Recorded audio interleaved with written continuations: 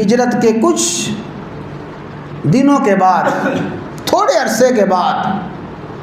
مکہ سے ایک صحابی آئے، اصیل غفاری رضی اللہ تعالیٰ عنہ۔ اصیل غفاری آئے، ام المومنین سیدہ عائشہ صدیقہ کے گھر میں حاضر ہوئے۔ عائشہ صدیقہ نے پوچھا، اے اصیل، تم مکہ سے آ رہے ہو، مکہ کی کوئی حالات تو بتاؤ، کوئی نئی تازی بات بتاؤ۔ ابھی اصیل غفاری وہیں پہ تشریف فرما تھے،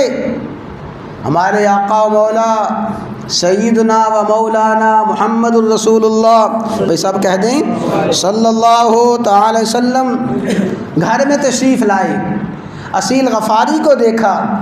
اصیل غفاری نے مکہ کے حالات کا تذکرہ شروع کیا، مکہ کی کوئی باتیں شروع کی، فلاں آدمی مکہ میں فوت ہوا، فلاں کے گھر فلاں پیدائش ہوئی، مکہ کے حالات بیان کر رہے۔ احادیث میں آتا ہے رسول اللہ صلی اللہ علیہ وسلم مکہ کا تذکرہ سن کے آپ کی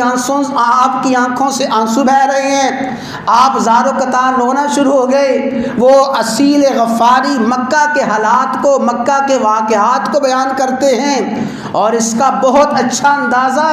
وہ پردیسی کر سکتا ہے جو وطن کی محبت سے سرشار ہو، سال ہا سال کے بعد کوئی پاکستان سے آیا ہوا شخص اسے ملے، اس کے گاؤں کے حالات، اس کے گلی محلے کے حالات اسے بتائے، اس کا اشتیاق، اس کی محبت کا عالم کیا ہوگا۔ رسول اللہ صلی اللہ علیہ وسلم رو رہے ہیں، اور روتے روتے آپ فرما رہے ہیں، لا تشوقنا یا فلاں، لا تشوقنا یا فلاں، اے اصیل بس بس، ہمارے دل میں اور